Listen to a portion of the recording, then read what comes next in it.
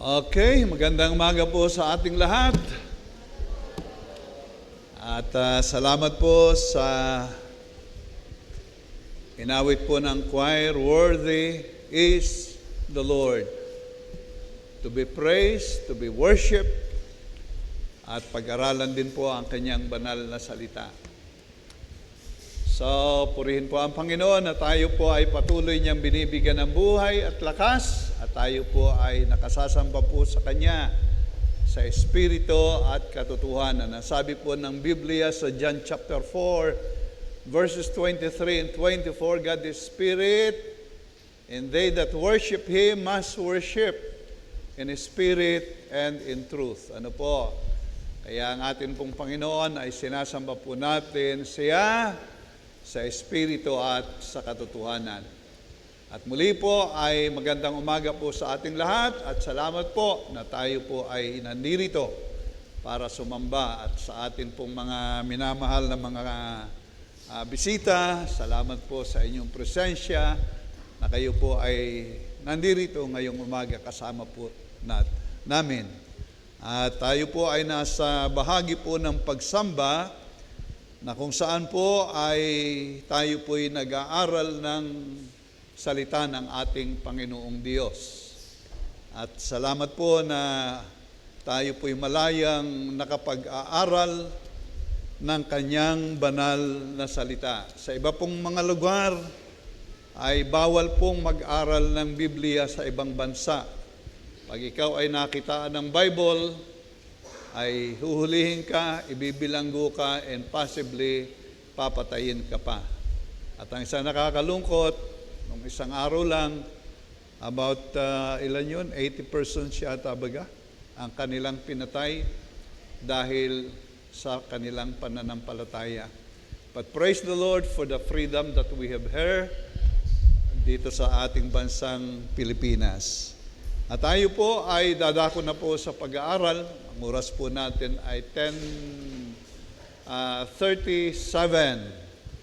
At tayo po ay palagi nagsisikap na makatapos ng tama sa oras.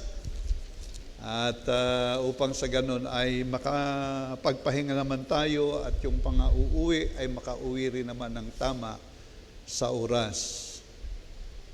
Tayo po ay magbabasa ng ilang talata, dalawang bahagi ng banal na kasulatan bilang atin pong pagsisimula at babasahin po natin ang 2 Peter chapter 1 verses 20 and 21 and 2 Timothy chapter 3 15 to verse number 17.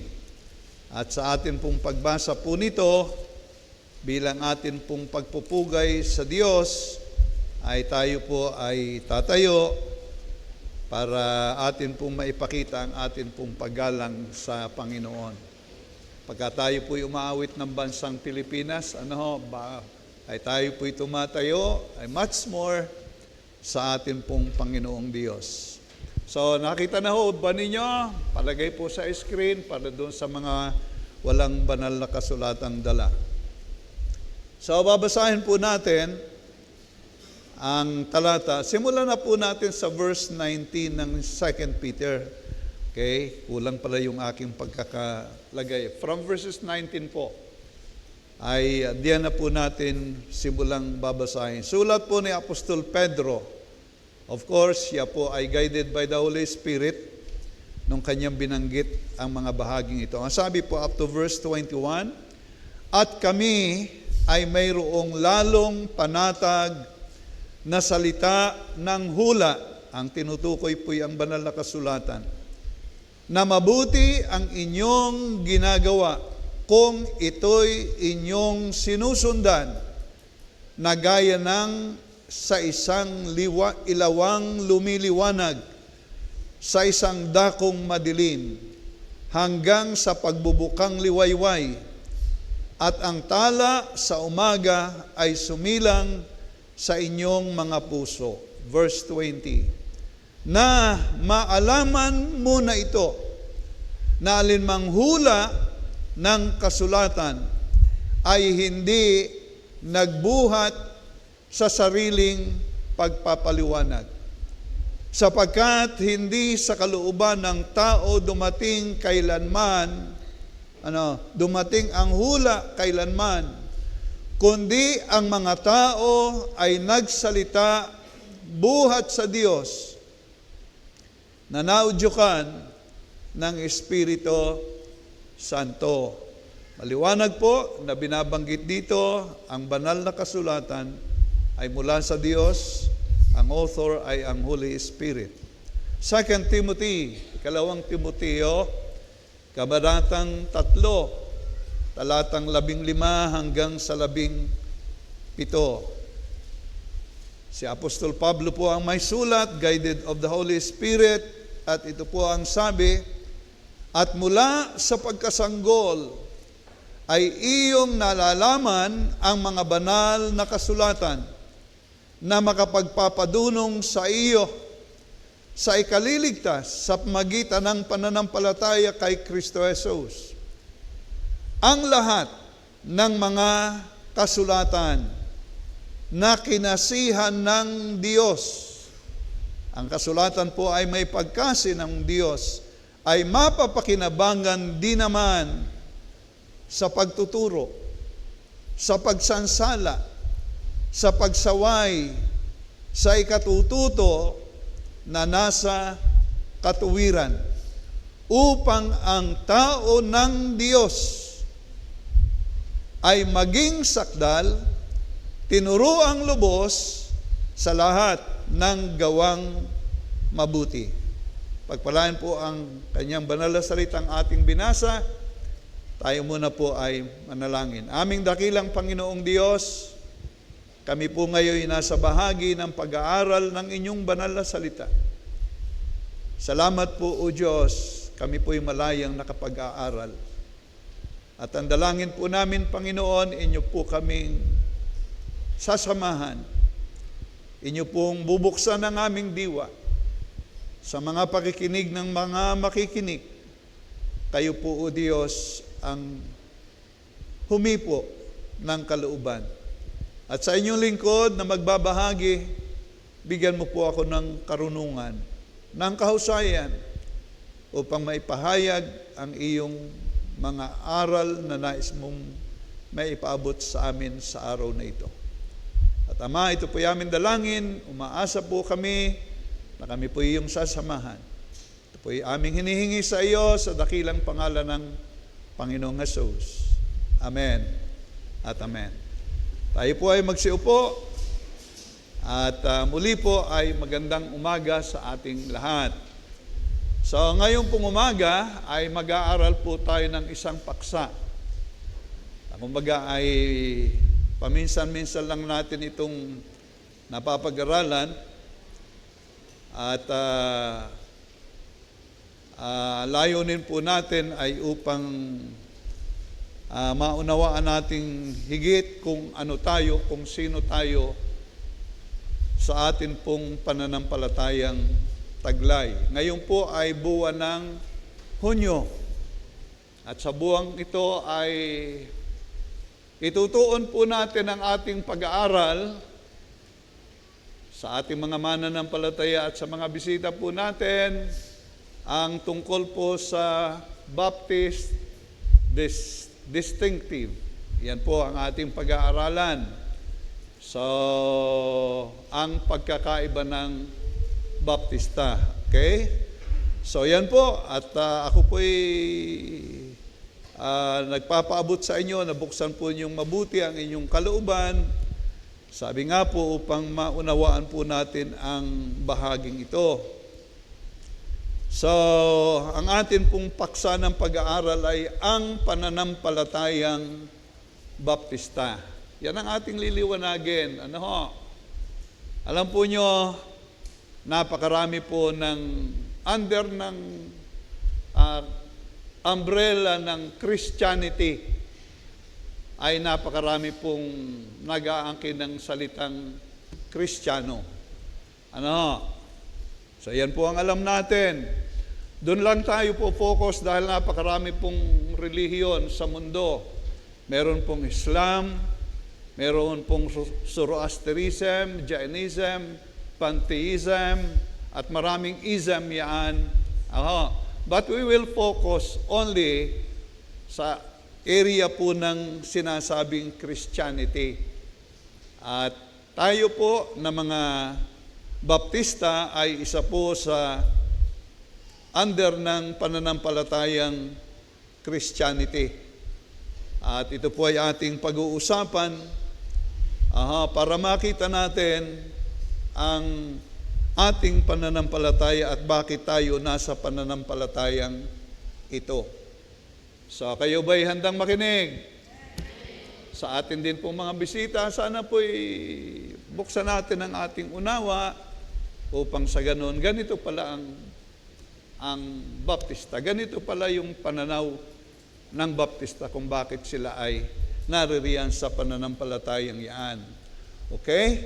So, sana po ipag-pray po natin ang paggawa ng Panginoon sa ating buhay dahil ito po ay isang mahalagang pag-aaral, seryosong pag-aaral. So, ang iba dito sa atin ay kailan lang nabautismuhan, yun namang iba ay medyo matagal-tagal na, pero hindi pa rin po marahil nila higit na alaman ang ating pananampalatayang ito. So kaya po ngayong umaga, ayan po yung ating pag-aaralan. At bahagi po nito ay meron tayong comparison na gagawin. Okay? So kaya po mahalagang makita natin, ano ba itong pananampalatayang Baptista in compare sa ibang religious group. So yan po yung ating papansinin at ano po yung mahalagang dapat nating makita rito. So, tayo po ay bumasa ng banal na kasulatan upang atin pong maipanawa kung ano tayo at kung sino tayo. So, handa na ho ba kayong makinig? Alam po ninyo, akin po itong totoong iniisip, binubulay na mabuti. At siyempre, hindi naman ang intensyon natin ay makasakit, kundi yung maunawaan natin, ano nga ba gayang pananampalatayang iyan? No? Kahapon po ako'y nakikinig ng sermon. Napakarami pong Baptista rito sa ating bansa na kanya-kanya mga simbahan. No? Iba-iba pong relihiyon ang nandito. Pero hindi po natin kayang mabanggit ang lahat ng mga relihiyon, kundi ipapakita lang natin bakit ito yung ating pananampalataya. So una po, ay nais ko pong sabihin, ano ba yung pananampalatayang Baptista at ano po ang salalayan nito kumpara sa iba pong pananampalataya. Yan po yung ating unang bibigyan ng pansin. Okay? Ano ang pananampalataya ng Baptista? Ang pananampalatayang Baptista at ang salalayan nito in compare sa iba po namang paniniwala. Katulad po ng ating tinatanganan at pinaniniwalaan. Ang atin pong salalayan ng atin pong pananampalataya ay walang iba kundi ang banal na kasulatan. Bible lang po. Okay? Ito lamang po ang atin pong pinanghahawakan. Ito po yung tinatawag nating source and final authority of our faith and practices. Yan po tayo. Okay? So wala po tayong anumang pinanghahawakang salalayan, kundi tangi po lamang ang salita ng Diyos o ang Biblia. Na ito po'y ating pinaniniwalaan na ang sabi nga po rito sa ating binasa ay ito po'y kinasihan ng Diyos. Ayon dito po sa 2 Timothy chapter 3 verse 16, ang lahat ng mga kasulatan na kinasihan ng Diyos. Ito po yung ating paniniwala. Meron po itong pagkase, inspired by God. Na ang ibig sabihin ay God-breathed. Inihinga ng Diyos. Okay? Yun pong mga taong sumulat, katulad po ng ating binasa dito sa 2 Peter sa chapter 1 verses 20, 1 to 20 to 21, 2 Peter, na ito po na may napakinggan na natin, ang sabi po na maalaman muna ito na alinmang hula ng kasulatan ay hindi nagbuhat sa sariling pagpapaliwanag. Sabi po rito, not of private interpretation, sabi sa English, sapagkat hindi sa kalooban ng tao dumating ang hula kailanman, kundi ang mga tao ay nagsalita buhat sa Diyos na naudyukan ng Espiritu Santo.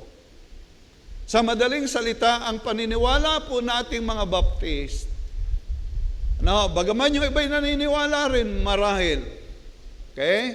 Amaya po babanggit tayo ng iba-ibang relihiyon ilan, but ang atin pong paniniwala bilang mga Baptista ay ito po'y hindi produkto ng human capacity. Sabi nga po ng talata, ito po ay hindi buhat sa sariling pagpapaliwanag. Ito po ay biyaya ng Diyos. Na yun pong mga writers nito mula ng Old Testament, ang mga propeta at ang mga apostol ng ating Panginoong Hesus. As stated from our text, they were guided ng Holy Spirit, sapagkat hindi sa kalooban ng tao dumating ang hula kailanman, kundi ang mga tao ay nagsalita buhat sa Diyos na naudyukan ng Espiritu Santo. Pinapaniwalaan po natin na bagaman ang Diyos ay gumamit ng mga tao sa pagsulat, sapagkat tao ang babasa. Dahil yung iba ay nagiging pilosopo, ay yan naman ay ikay sulat lamang ng tao. Ang sagot din naman ng iba, ay tao rin naman ang babasa. Hindi naman mababasa ito ng tao kung ang manok ang nagsulat. No, yun biro, pero may katotohanan, ay dahil tao po ang babasa at binililiwanag naman dito na ang mga taong iyon ay ginabayan ng banal na Espiritu. Actually, yun pong salita ritong inspired. Sabi po rito ay sila po'y nangaudyukan ng Espiritu Santo. Ito po yung naipaliwanag ko na nung una. Na katulad po ng isang ilog ng tubig, agos ng tubig na bubagsak ang isang dahon, ito man ay tuyo o sariwa, kung saan pupunta ang agos, doon po pupunta ang dahon. Yun po yung mga writers, dala-dala ng agos, dala-dala ng Holy Spirit. Kaya po itong Bible, though ito po ay sulat ng mga tao, God-breathed, na ito po ay sa Diyos. This is the Word of God. Hindi lang po ito naglalaman ng salita ng Diyos, ito po ay salita ng Diyos. Amen? Meron pong naniniwala na si Pedro naman ang sumulat, kay Pedro yan. Si Juan naman ang sumulat, salita yan ni Juan. But as I said, sila po ay nagsasalita ayon sa pagdadala sa kanila ng Holy Spirit. Hindi nila sariling kagustuhan, hindi nila sariling kalooban, sila po'y daladala ng banal na Espiritu upang isulat ang mga nakasulat diyan. Pati po period. Yan po'y banal. Yung kama natin sa mga pagsulat natin,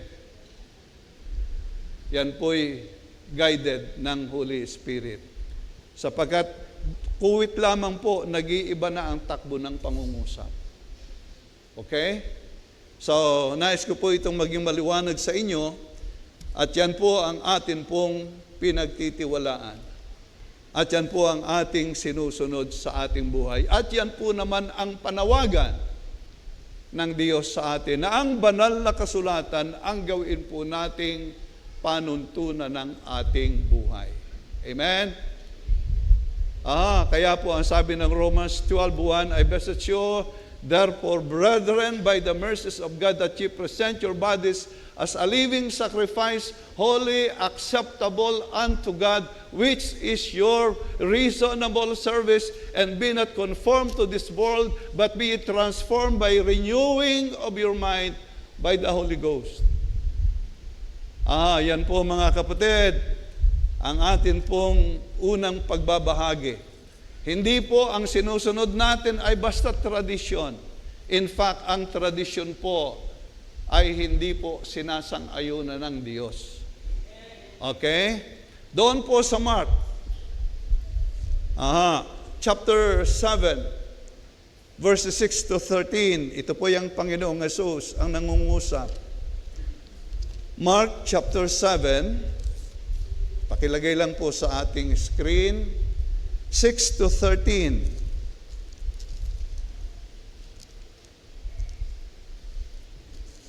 Okay? Tingnan po ninyo, sabi po ng ating Panginoong Hesus. Sinabi niya sa kanila, mabuti ang pagkahula ni Isaias tungkol sa inyong mga mapagpaimbabaw ayon sa nasusulat. Ang bayang ito'y iginagalang ako ng kaniyang mga labi. Datapuat ang kanilang puso ay malayo sa akin. Datapuat walang kabuluhan ang pagsamba nila sa akin, na nagtuturo ng kanilang pinakaaral ng mga utos ng mga tao. Okay? 8. Nilisan ninyo ang utos ng Diyos at inyong pinanghawakan ang salit-saling sabi ng mga tao. Okay? At sinabi niya sa kanila, totoong itinatakwil ninyo ang utos ng Diyos upang maganap ninyo ang inyong salit-saling sabi. Sapagkat sinabi ni Moises, igalang mo ang iyong ama at ang iyong ina, at ang manungayaw sa ama o ina ay mamamatay na walang pagsala. Datapwat sinasabi ninyo, kung sabihin ng isang tao sa kanyang ama o sa kanyang ina, yaong mangyayaring pakinabang mo sa akin ay korban sa makatuwid bagay hain sa Diyos. And then sabi po rito, hindi na ninyo siya pinabayaang gumawa ng anuman tungkol na ukol sa kanyang ama o sa kanyang ina, na niwawalang kabuluhan ang salita ng Diyos ng inyong salit-saling sabi, na inyong itinuro, na nagsisigawa kayo ng iba pang maraming mga bagay na kawangis nito. Kaya po mga minamahal, sa atin pong mga mananampalataya, Bible ang ating pinanghahawakan, hindi po tradisyon. Amen? So kaya po tayo, as much as possible, we're encouraging all of us to have our own Bible, magkaroon tayo ng sariling Biblia, at ito po'y ating basahin upang sa ganon ay tunay na maunawa po natin ang mga aral po nito. So, yan po yung una nating nais banggitin. Ano po? Ito po yung ating salalayan ng ating pong pananampalataya. At dito rin po tayo naniniwala sa aral nito na ito rin po ang source ng aral ng ating kaligtasan. Ito yung source ng aral ng ating kaligtasan. Hindi po ibang aklat. Bagaman may mga aklat diyan, ang source po natin, ang pinagbubuhatan ng ating pananampalataya ay ang aral ng Biblia. Ngayon, pagdating sa pananampalataya sa kaligtasan, ano ang itinuturo? Acts chapter 4, Gawa kapitulo 4, talatang 10 hanggang 12. Tingnan po natin, bagaman marami akong inilagay na talata, ang sabi po ng Gawa kapitulo 4, talatang 10, 10 hanggang 12. Talasan sa ninyong lahat at ng buong bayan ng Israel na sa pangalan ni Jesucristong taga Nazaret na inyong ipinako sa krus na binuhay ng Diyos na maguli sa mga patay, dahil sa Kanya ay nakatindig ang taong ito sa inyong harap na walang sakit. Si Jesus ang binanggit. And then sa 11, siya ang bato. Si Jesus ang bato na itinakwil ninyong mga nagtayo ng bahay na naging pangulo sa panulok. Yan po ang sabi, si Jesus ang bato, si Kristo ang bato. 12. At sa kanino mang iba ay walang kaligtasan, sapagkat walang ibang pangalan sa silong ng langit na ibinigay sa mga tao na sukat nating ikaligtas. Malinaw po ang pagtuturo na ang aral po ng Biblia ang ating tinatanggap na source of our faith and practices pagdating sa kaligtasan ay ang ating Panginoong Jesus lamang. Amen po? Okay? At doon po sa Efeso 2:8 at 9, ang sabi po ng talata, sapagkat, pakilagay natin, Efeso Kapitulo 2, sapagkat sa biyaya kayo'y naligtas sa pamamagitan ng pananampalataya, at ito'y hindi sa inyong sarili, ito'y kaloob ng Diyos. 9, hindi sa pamamagitan ng gawa upang ang sino man ay huwag magmapuri. Pananampalataya sa ating Panginoong Hesus at ang kaligtasan po natin ay biyaya ng Diyos sa atin through Jesus Christ, by our faith in Him. Yun po yung ating kaparaanan ng kaligtasan. Na ang sabi po sa Galatia Kapitulo 2, talatang 16, inyo pong ilagay, atin pong nililikdawan na yung ibang talata to save time. Okay, 2:16. Tingnan po ninyo ang talata. Bagaman nalalaman na ang tao ay hindi inaaring ganap sa mga gawang ayon sa kautusan, maliban na sa pananampalataya kay Jesucristo. Paano daw magiging ganap ang tao?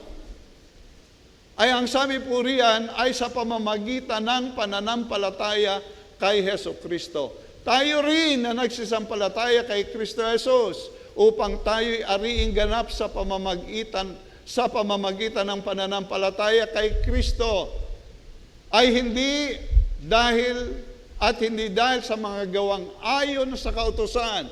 And then notice that last statement, sapagkat ang mga gawang ayon sa kautusan ay hindi aariing ganap ang sinumang laman. Kaya po ang ating doktrina from the Bible, from this book, ang ating kaligtasan ay kay Jesus lamang at sa kanyang tinapos na pagliligtas doon sa krus ng Kalbaryo, at yung ating good works ay walang bahagi para sa kaligtasan natin, para tayo iligtas.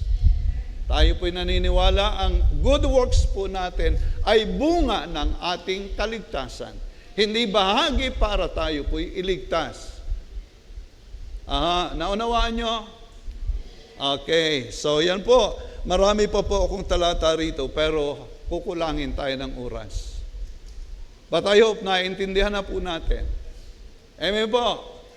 Ngayon, sa pangatlong bahagi nito, sa pamamagitan ng pananampalataya sa Panginoong Hesus, ay nagtamo tayo ng katiyakan ng kaligtasan, at sa pamamagitan nito ay tinamo natin ang maraming mga bagay. Para kayo po'y magabayan kung bakit tayo nagpapasalamat sa aklat na ito. Bibilisan ko na po. Una, Romans 5:1. Romans 5:1. Ang sabi po ng talata, naranasan po natin ang pagiging ganap o perfect, ang ibig sabihin, sa harapan ng ating Panginoong Diyos through our faith sa ating Panginoong Hesus. Sabi po ng Romans 5:1, yaman nga na inaring ganap sa pananampalataya.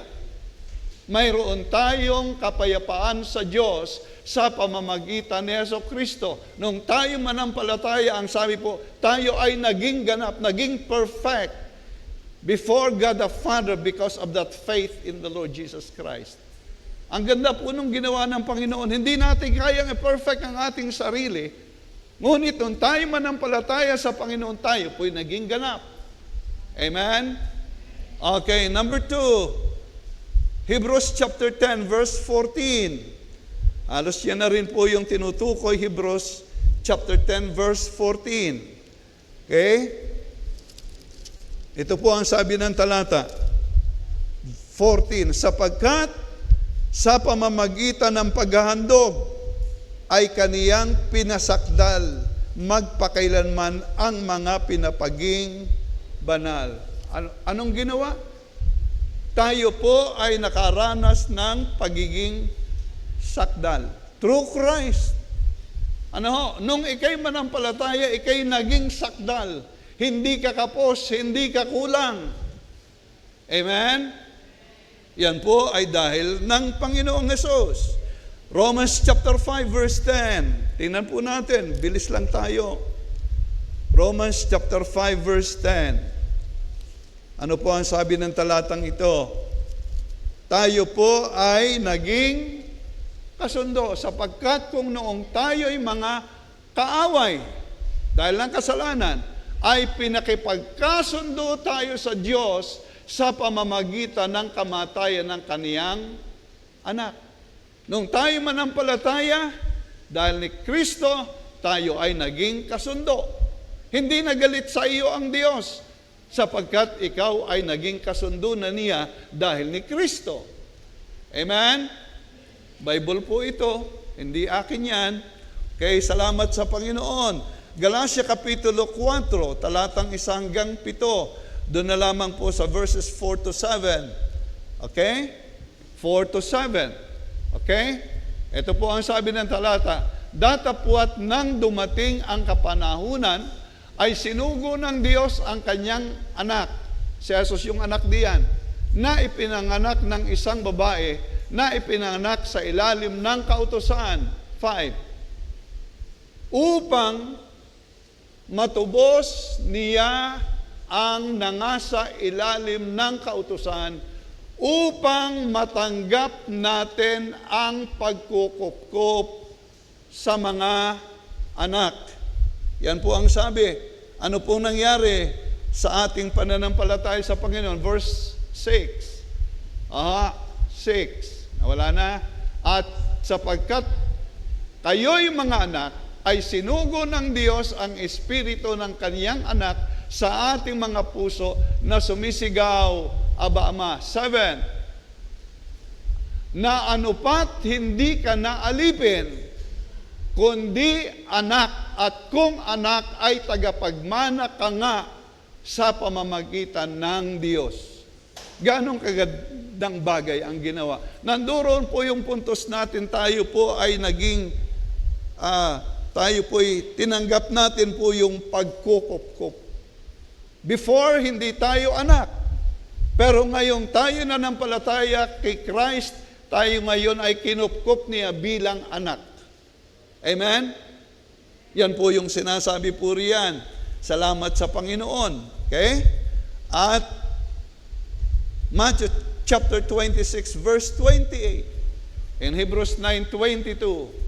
26:28, sapagkat ito ang aking dugo ng tipan na nabubuhos dahil sa marami sa ikapagpapatawad ng kasalanan. At yan din po ang sabi ng Hebrews 9:22, ayon sa kautusan ay halos masasabi kong lahat ng mga bagay ay nililinis ng dugo at maliban sa pagkabuhos ng dugo ay walang kapatawaran. Sa madaling salita, dahil kay Kristo, ayon sa aral ng aklat na ating tinatanggap, tayo po ay napatawad na tinanggap po natin ang kapatawaran ng ating kasalanan. Amen? Maganda bang balita yun ay kay pinatawad na? And then Ephesians chapter 1, verses 13 and 14. At ito rin po ang idea ng Galatians chapter 4, verse 6. Ephesians chapter 1 verses 13 and 14, sapagkat kayo ay nanampalataya, nasa Kanya kayo rin naman pagkarinig ng aral ng katotohanan ng ebanghelyo ng inyong kaligtasan, na sa kaniya kayo rin naman mula nang kayo'y magsisampalataya. Mula nang kayo'y sumampalataya ay kayo'y tinataka ng Espiritu Santo na ipinangako, verse 14, na siyang patutuo sa ating mana hanggang sa ikatutubos ng sariling pag-aari ng Diyos sa ikapupuri ng Kanyang kaluwalhatian. Meron po tayong tatak ng banal na Espiritu of ownership. Tayo po'y pag-aari na ng Panginoon. Amen? Ang Diyos na may-ari sa iyo, sa pananampalataya mo sa Panginoong Hesus. At yan po'y ating ipinagpapasalamat. And then, 1 Thessalonians chapter 4, 13 to 18, at gayon din po sa 1 Corinthians 15, 51 to 58, yun pong idea na naririyan. Ibibigay ko na po sa inyo, babalikan ng Panginoon upang kunin at bigyan ng bagong katawan. Pagbabalik ng Panginoon, yun pong kanyang mga anak, ay kanyang kukunin. At yung mga buhay na kanyang mababalikang buhay pa, in a twinkling of an eye, ang sabi po ron, parang bibiglain kang baguhin ng Panginoon. Completely wala ka ng anumang depektong mangyayari sa iyong buhay. Amen? Ganong kalaking biyaya ito na nakita nating aral ng banal na kasulatan. Yan po yung ating aklat na pinaniniwalaan, tinatanganan as Baptist. Amen? Wala tayong ibang aklat ng pananampalataya, paniniwala, kundi ang salita ng Diyos. Masaya ho ba kayo? Aha. Ngayon, sabi ko po kanina, mayroon po tayong comparison. Huwag po naman sasama ang loob. Kung meron tayong banggitin na mga pananampalataya, under din po ng Christianity.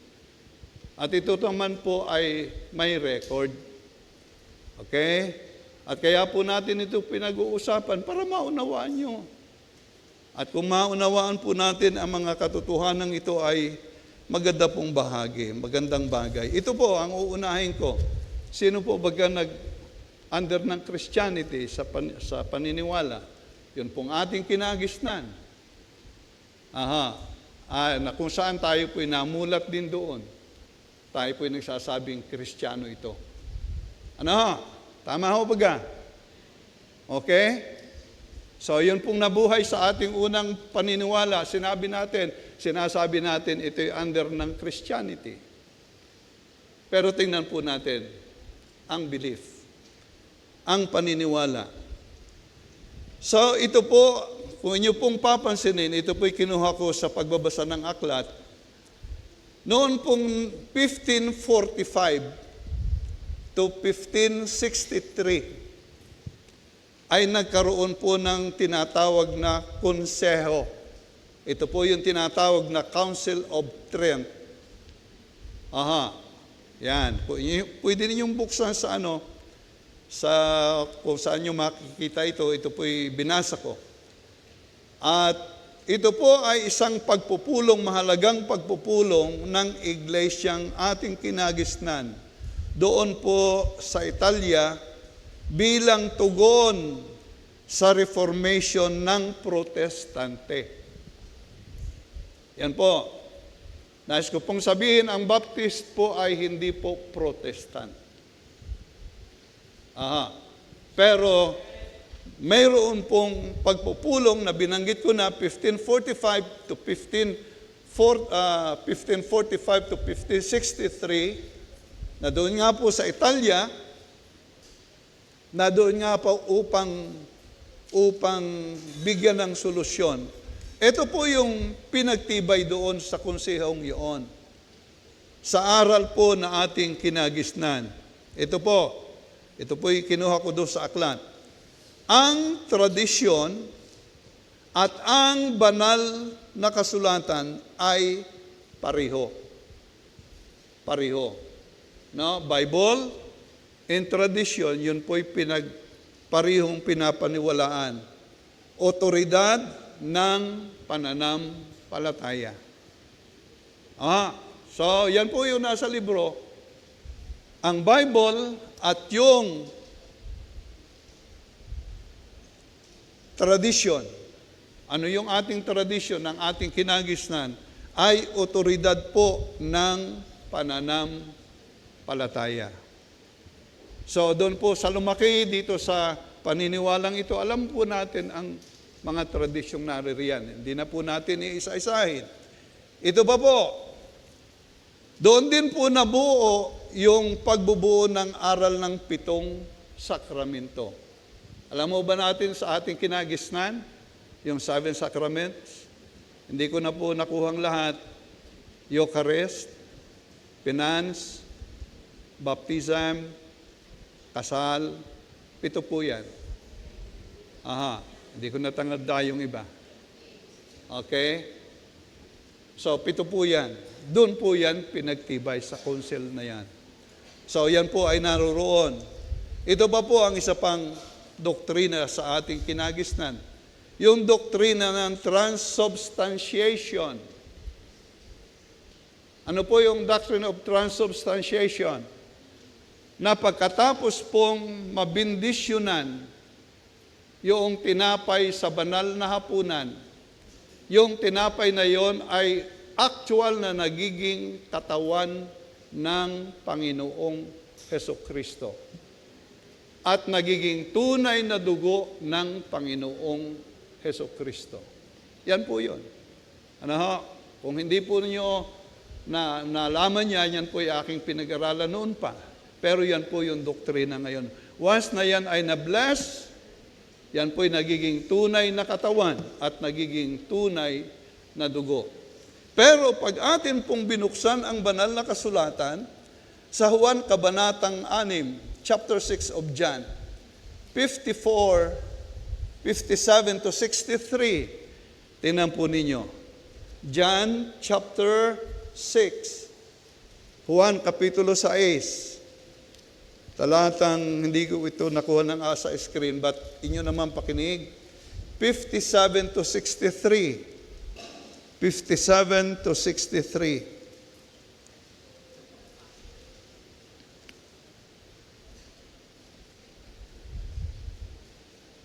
Okay? Ito po yung sabi.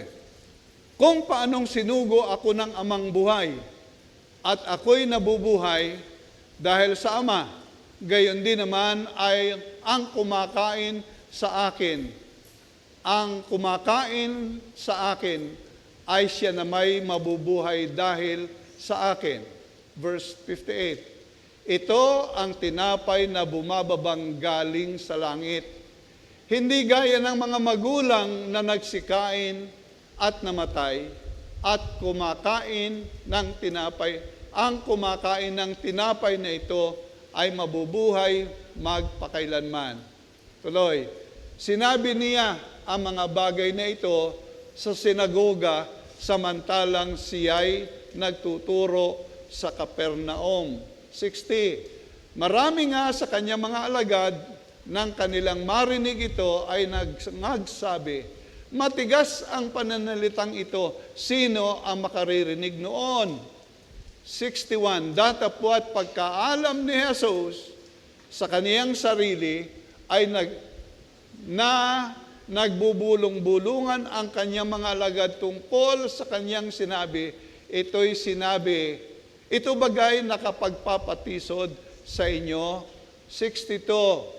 Ano nga kung makita ninyong umakyat ang anak ng tao sa kinaroroonan niya ng una? Verse 63, tingnan po ninyo. Ang Espiritu nga ang bumubuhay. Sa laman ay walang anumang pakikinabang. Ang mga salitang sinalita ko sa inyo ay pawang espiritu at pawang buhay. Spiritual yan. Hindi yan literal. No, yung pagkain diyan, pag iyong tinanggap si Jesus, tulad ng siya kinain mo. At ikaw ay magkakaroon ng kaligtasan sa pananampalataya sa Kanya. But to make that bread, unleavened bread, at yung katas ng ubas ay magiging actual na dugo ng Panginoon, ay hindi po. Ang sabi po ng ating talata, ang kanyang sinasabing ito ay espiritu, ay pawang espiritu at pawang buhay. Sabi po rito, it is the spirit that quickeneth, the flesh profiteth nothing. The words that I spake unto you, they are spirit and they are life. Hindi po literal. But yun po yung pinagtibay po doon. Okay. So kaya po ito ang kanila pong paniwala. At ano pa? Ang mabuting gawa, at ito po ay common, ang mabuting gawa kasama ng pananampalataya sa kaligtasan. Para ka maligtas, kaya pag in-interview mo ang tao, tinanong mo, katatapos lang po namin mag-visitation sa Malitam, sa isa pong kasama po ng ating kinagisan, ano ang iyong alaman sa kaligtasan? Paano ka maligtas? Manampalataya ka at gumawa ka ng mabuti para ka maligtas. Yun po yung kanilang binabanggit. Ang atin naman, manampalataya ka at ikaw ay maliligtas, saka mo ipakita ang iyong mabuting gawa. Bunga ng iyong pagkaligtas. Pero yan po ang paniniwala na atin pong nalaman sa ating kinagisnan. Sa madaling salita, ito pong edict of council and statement of popes and tradition of the church equal with the authority of the Bible. Yan po ang nangyari. Yung kanilang tradisyon at yung sinasabi ng Papa ay kapariho ng sinasabi ng Biblia. Okay? Ano man ang sabihin, yun ay tatanggapin ninyo. Yan po yung ating kinagisnan. But as Baptist, ito po ang ating pinangahawakan. No more and no less. Amen? Huwag po naman sasamaan loob. Atin po itong ini-open para makita nyo ano ang Baptist. Ang Baptist ay ito ang ating tinatanganan lamang. Okay. So, pangalawa, protestante. Kasama ng ibang born-again Christians. Sa panahon po ng Reformation, ano po yung, yun nga po, yung panahon ngayon ng Reformation, doon po nagsimula. Ay ganito po yung kanilang ginagawa, upholding reasons. Tinatanggap po nila yung katuwiran. Theologians, yung mga teolohiyo, yung mga nag-aral ng Bible, theologians ng tungkol sa Diyos, secular history, okay? Modern science and philosophy, okay? To a position of equal of authority or superior authority to the Bible. Yun naman ang kanila. Okay? At ito po ay isa na riyan yung mga liberal theologians. So yun po yung kanilang ini-embrace, secular history, modern science, philosophy to a position of equal sa authority or superior pa nga sa banal na kasulatan. Yan po yung sinasabi po doon sa binasa kong libro. And then, ito ba po ang isa pa? Pangatlo, Pentecostal or Charismatics. Alam ba nyo, dami nating grupo ng Pentecostal dito. Ito po yung kanilang paniniwala. Naniniwala pa rin po na ang Diyos ay nagbibigay ng special revelation sa miyembro. Sa paanong kaparaanan, ang paniniwala po ng speaking in tongues ay patuloy hanggang sa panahong ito. Naalala ko po nung una pong pumasok dito yung grupo ng, wag naman kayo mahasaktan, meron akong kausap mismo na Yun aming ikang isang kapatid ay nag-speak in tongues at yun namang isa'y sulat ng sulat at nakabuo halos ng isang pahina. Okay? Na yun ay kinukonsider nilang revelation of God. Okay? Pero ano po ang sabi ng salita ng Diyos? Buksan po ninyo. 1 Corinthians chapter 13, verses 1 to 13. 8 to 13 na lang po ang ating babasahin. Okay? Ang atin pong pinapaniwalaan ay Bible at wala nang iba at wala po tayong ipapalit dito. But tingnan po natin itong 1 Corinthians chapter 13. Okay? 8 to 13. Okay? Ito po ang sabi. Verse 8. Ang pag-ibig ay hindi nagkukulang kailanman. Kahit ang mga hula ay mga tatapos, maging ang mga wika ay titigil, maging ang kaalaman ay mawawala. Yan pong wika, diyan yung speaking tongues. Sapagkat nangakakilala tayo ng bahagya at nanguhula tayo ng bahagya. Next. Datapwat kung dumating ang sakdal. Ito po yun, Bible. Ang bahagya ay matatapos. Next. Nang ako'y bata pa, ay nagsasalita akong gaya ng bata, nagdaramdam akong gaya ng bata, nag-iisip akong gaya ng bata, ngayong maganap na ang aking pagkatao, ay iniwan ko na ang mga bagay ng pagkabata. 12. Sapagkat ngayon malabo tayo nakakakita sa salamin, ngunit pagkatapos ay makikita natin ang mukhaan. Ngayon nakikilala ko ng bahagya, ngunit pagkatapos ay makikilala ko ng bahagya ng pagkakilala sa akin. Okay, 13. Datapwat ngayon nananatili ang tatlong ito, ang pananampalataya, ang pag-asa, at ang pag-ibig. Ngunit ang pinakadakila sa mga ito ay ang pag-ibig. Hindi ho diyan sinabi ang speak in tongues. Matatapos daw po, pagdating ng sakdal, wala na yon. Sa Acts chapter 2, yes, meron pong 14 yata yon na languages ang sinabi. Hindi po giveres. Hindi po basta labas lang sa bibig kung anong salita. Lingwahe po talaga yon.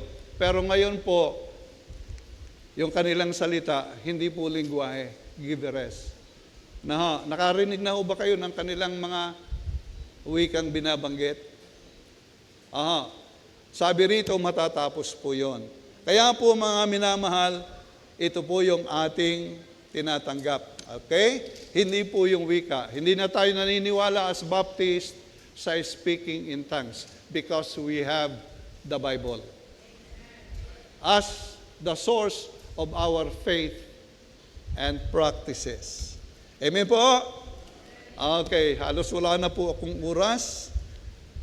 So, katulad po ng ating nabanggit na ang pananampalataya at pinangahawakan po ng mga Baptist, katulad po ng ating nabanggit na ito pong banal na kasulatan. Okay? At hindi na po ito natin babaguhin kailanman. Ang sabi po ng Apocalypse, chapter 22, verses 18 to 20. Chapter 22 ng Apocalypse, 18 to 20. Ito po ang sabi, aking sinasaksihan sa bawat taong nakikinig sa mga salita ng hula ng aklat na ito. Kung ang sino man ay magdadagdag sa mga ito, ay daragdagan siya ng Diyos na nakasulat sa aklat na ito. 19.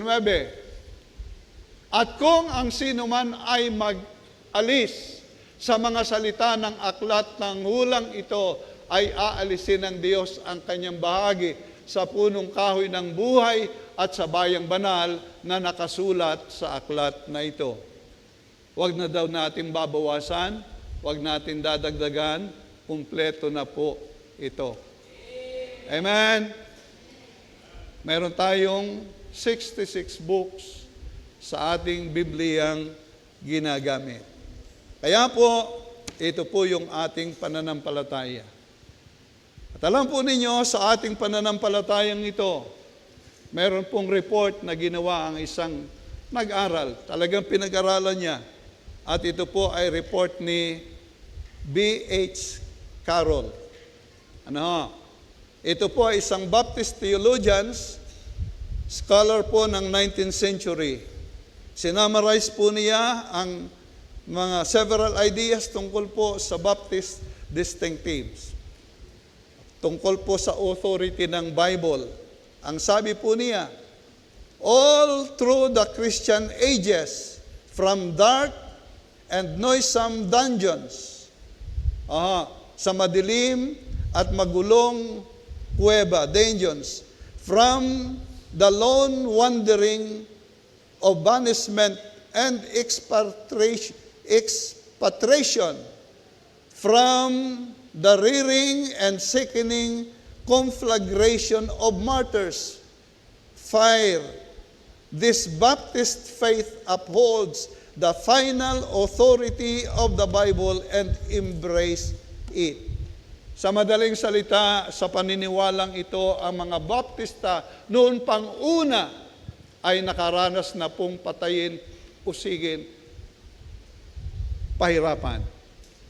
Yun nga pong una nag-translate ng Bible ay sinunog doon sa stake, ginawang abo, si Wendell. Yung unang translator ng English Bible. Siya po'y sinunog at yung kanyang abo ay pinadala sa tubig. Ganon po pinersecute ang mga mananampalataya nung unang panahon. But the Bible says, at this present time, praise the Lord, we have the Bible. Ang sabi po ni Jude, verses 1 to 3, ating ipaglaban ang pananampalatayang ito. Ating tanganan ang aral nito. At makikita po natin doon sa Acts chapter 4, 18 to 20, pinagbabawalan ang mga alagad mangaral. Itigil na ninyo ang inyong pangangaral sa pangalan ni Jesus. Pero ang sabi po ng mga alagad, susunod muna kami sa Diyos at bago sa mga tao. Alam po ba niyo yung 12 alagad, wala purong nanapatay na normal na kamatayan. Wala po. Lahat po sila'y pinatay ng murder. Si John the Baptist, itinapon sa kumukulong langis. Yan po yung kanyang kamatayan. Si Apostol Pablo ay pinako ng tiwarik at doon siya pinana. Si Esteban, natatandaan ko po'y pinalatan ng buhay. Okay? Yun pong isa'y pinakaladkad sa kabayo hanggang sa mamatay. Ba't kanila pong ipinanindigan ang banal na kasulatan? And praise the Lord, meron tayong Bible. Okay? At saka huli-hulihan po, ano bang magandang gawin natin bilang mananampalatayang Baptista? Ito po'y bibilisan ko na lang po, na ito po'y ating panghawakang matibay ang banal na kasulatan sapagkat ito po ang salalayan ng ating aral at pananampalataya. Amen? Huwag nating hayaang ito'y mawala. Ingatan natin ito. Hindi natin alam ang ating panahon kung ano mangyayari sa ating bansa. Sana naman ay manatili tayong malaya. Huwag nawang dumating yung pag-uusig. At kung sakali, itong Bible na ito ay ating panghawakang matibay. Amen? Yun po yung ini-advise sa atin ng salita ng Diyos. Ang sabi po ng Joshua 1:8, ano po ang sabi? This book of the law, ang aklat na ito ng kautusan ay huwag maiwalay sa iyong bibig, kundi iyong pagbubulayan araw at gabi upang iyong masunod. At sa gayoy magtatamo ka ng mabuting kawakasan. Ang sabi po ng Psalms 1 verse 2, ang ating maging kagalakan ay sa salita ng Diyos. Blessed is the man that walketh not in the counsel of the ungodly, in verse 1, but his delight is in the law of the Lord, and in his law doth he meditate day and night. Yan po ang sabi. Ito ang ating panghahawakan, mga kapatid. So, panghawakan po natin ang banal na kasulatan na salalayan ang atin pong paniniwala at pananampalataya. Pangalawa, pag-aralan po natin at pagbulayan ang banal na kasulatan upang tayo po ay matuto at lumago sa mga aral pa nito. Huwag tayong manatiling kakaunti ang alaman. Ang sabi ng 1 Peter chapter 2 verse 2, as a newborn babes, desire the sincere milk of the word that ye may grow thereby. 2 Peter chapter 3 verse 18, but grow in grace and in the knowledge of the Lord Jesus Christ. Yan po ang encouragement po sa atin. And then number 3, ibahagi po natin ang kanyang aral upang silang nasa dilim pa ay maliwanagan. Ano po ang sabi sa Bible? Ang aklat na ito ng Diyos, ito po ay ilaw. Thy word have I hid in my heart that I might not sin against thee. Ang iyong salita ay ilaw. Ayon po sa Psalms 119 verse 105. 2 Timothy chapter 4 verses 2 to 4, preach the word in season and out of season. For time will come when they will not hear this word of God. Yan po ang instruction sa atin. That's why while we have our time, we ought to embrace and do our part as believers of God. Share the word to the lost people. And then lastly, ibigin po natin ito. Katulad ng pag-ibig po natin sa ginto. Psalms 119, verse 72. Okay, ano sabi rito? Psalms 119, verse 72, ang sabi po ni Haring David, ang kautusan ng iyong bibig ay lalong mabuti sa akin kaysa libu-libong ginto at pilak. Amen? At ano ang sabi ng Psalms 19, verses 7 and verse 10? Ano ang sabi? Psalms 19, verses 7 and verse 10. Ang kautusan ng Panginoon ay sakdal, nagsasauli ng kaluluwa. Ang patutuo ng Panginoon ay tunay na nagpapapantas sa hangal. Biro mo yan salita ng Diyos? Mga pinipitang higit kaysa ginto.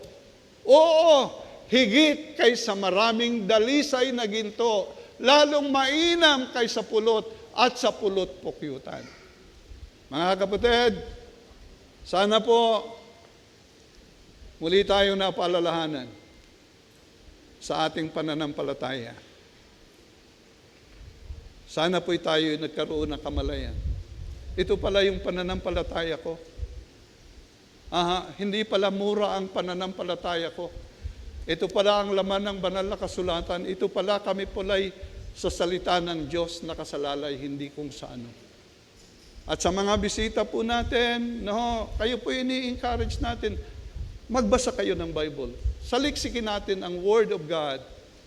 Ang sabi po ng isang talata sa John chapter 8, the truth shall make you free.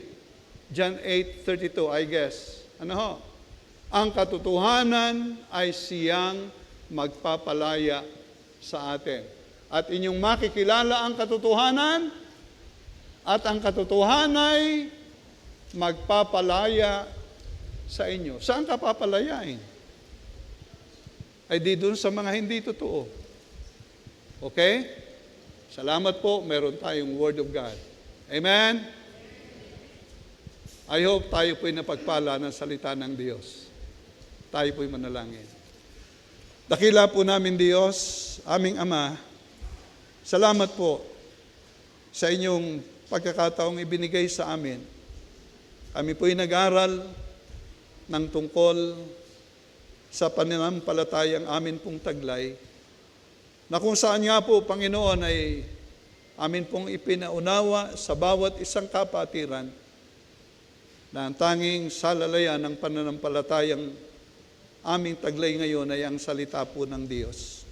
Lord, sana nga po ang bawat siya sa amin ay tunay na lalo pang magsikap at lalo pang yakapin ang inyong salita upang lalo pa kaming tumibay at makapagbahagi ng iyong banal na aral. At aming Panginoon, idinadalangin din po namin sa iyo, sa mga kanila na nakinig, sila man nga po ay bisita, Lord, sana po, hindi po ito na maramdaman na isang pangbabatikos, kundi isang pagbubukas ng unawa ng iyong salita ang tunay na kinakailangan po ng bawat isa. At maranasan, maunawaan ang tungkol sa iyong banal na aral. At Lord, kayo po ang kumilos sa amin pong nalalabi pang pagkakataon sa oras na ito. Habang tayo po'y nakatungo, nakapikit ang ating mga mata, nag-aral tayo ng salita ng Diyos. Napakinggan mo ang mga katotohanan kung hindi makalahat-lahatan. Ipinakilala ng salita ng Diyos na ang tanging tagapagligtas ay ang ating Panginoong Hesus. Hindi ang relihiyon natin, hindi ang mabuting gawa natin, kundi ang Kristong nagbigay ng buhay doon sa krus ng Kalbaryo. Meron po bang magtataas ng kamay upang ipahayag mo, bilang pagpapahayag mo, Lord, salamat po. Ikaw ang aking kinikilalang tagapagligtas. Salamat sa liwanag ng iyong salita. Tinatanggap kita sa aking buhay. Alam ko ako'y makasalanan at ikaw, Panginoon, ang aking tagapagligtas. Meron po bang magtataas ng kamay bilang pagpapahayag mo ng iyong pananampalataya sa Panginoon? Meron po ba? Meron po ba? Okay, salamat po. Amen. Meron pa po ba? Pwede na po ninyong ibaba. Meron pa po ba diyan sa taas? Naunawaan mo ba ang iyong kaligtasan? Sa mga kapatiran, nag-aral, nakinig tayo ng salita ng Diyos. Makapagtataas ka ba ng iyong kamay bilang expression ng iyong pagpapasalamat? Lord, thank you sa katotohanan na natutunan ko sa iyong salita. Lord, help me na ako'y manatiling matatag sa pananampalatayang aking naunawaan sa iyo. At manatili akong isang matatag na kaanib ng iglesia kung saan ako'y inilagay mo. Is that your prayer? Sige po, meron ka bang kanyang panalangin? Yes, amen. Salamat po. Amen. Amen. Dakila po namin, Panginoon. Purihin po ang iyong dakilang pangalan. Salamat po sa kalayaan na mayroon kami. At salamat po na kami po'y nakapag-aral ng iyong salita. At umaasa po, Panginoon, kami na kami po ay iyong patuloy na sasamahan, lalo pang lumago sa inyo pong pananampalataya. O Diyos, ito po aming hinihinging may pagpapasalamat sa iyo sa dakilang pangalan ng Panginoong Hesus. Amen at amen. Salamat po at purihin po ang Panginoon.